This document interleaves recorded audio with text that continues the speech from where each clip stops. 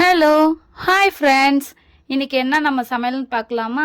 இன்றைக்கி நம்ம இட்லி பொடி எப்படி செய்யறதுன்னு பார்க்க போகிறோம். முதல்ல ஒரு கடாயை பற்ற வச்சுட்டு கொஞ்சம் எண்ணெய் விட்டுக்கணும். அதில் நம்ம ஒரு கப் வெள்ளை உளுந்து நான் போட போகிறேன். உங்களுக்கு கருப்பு உளுந்து வேணாலும் நீங்கள் போடலாம். ஆனால் ஒரு கப்பை எடுத்து வச்சுக்கோங்க, அப்போ தான் உங்களுக்கு மெஷர்மெண்ட் கரெக்டாக இருக்கும். இப்போ நம்ம ஒரு கப்பு கொட்டிட்டோம். இப்போ இதை நல்லா வதக்க போகிறோம்.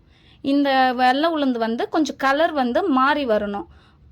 கொஞ்சம் ப்ரௌன் கலராக ஆகிறவரையும் நம்ம அதை வதக்கணும். இப்போ பாருங்கள், நல்லா வதக்கி முடித்தோன்னே இப்போ கொஞ்சம் ப்ரௌன் கலரில் ஆயிடுச்சு. இப்போ இதை என்ன பண்ணணும்னா நம்ம ஆற வைக்கிறதுக்கு வேறு பிளேட்டில் மாற்றி வச்சுக்கலாம். இப்போ அதே கடாயில் நம்ம அரை கப் கடலப்பருப்பு வதக்க போகிறோம். இப்போ பாருங்கள், கடலப்பருப்பு கொட்டியாச்சு.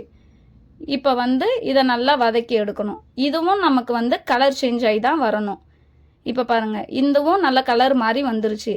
இப்போ பாருங்கள், ப்ரௌன் கலரில் இருக்கா, அவ்வளோதான். இதையும் நம்ம ஒரு யானத்தில் மாற்றி வைக்க போகிறோம். இப்போ அதே கடாயில் நம்ம ஒரு கைப்பிடி அளவுக்கு பொட்டுக்கல்லை சேர்க்க போகிறோம். இப்போ இதையும் நம்ம கலர் மாறுறவளும் வறுத்தெடுக்க போகிறோம். இப்போ பாருங்கள், வறுத்தெடுத்தோன்னே இது மாதிரி ஆயிடுச்சு.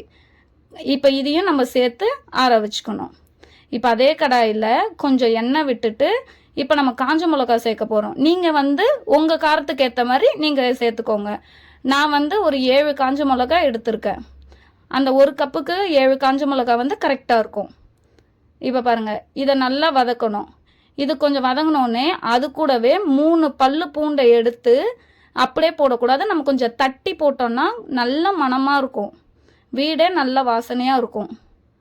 இப்போ நல்லா தட்டி போட்டோன்னே நல்லா இது மாதிரி கொஞ்சம் கலர் மாறி வரணும். இப்போ பாருங்கள், கலர் மாறி வந்துருச்சு. இப்போ அதை இதையும் மாற்றி வச்சுட்டு இப்போ நம்ம கருவேப்பிலை போட போகிறோம். கருவேப்பிலை நீங்கள் கொஞ்சம் அதிகமாக இருந்தால் கூட போட்டுக்கலாம், முடிக்கு ரொம்ப நல்லது. நல்லா இப்போ இட்லி பொடியும் நல்லாயிருக்கும். இப்போ இதையும் நம்ம அந்த தண்ணி போகிற அளவு நல்லா ரோஸ்ட் பண்ணி எடுத்துக்கணும். நல்லா அது சுருங்கி போகும். இப்போ பாருங்கள், எல்லாத்தையும் எடுத்து ஒன்றா ஆற வச்சு நம்ம எடுத்துக்கணும்.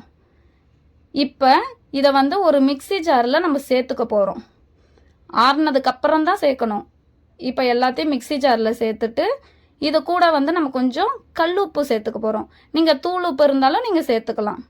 உங்கள் அளவுக்கு தகுந்த போல் நீங்கள் உப்பு டேஸ்ட் பார்த்துட்டு எடுத்துக்கோங்க.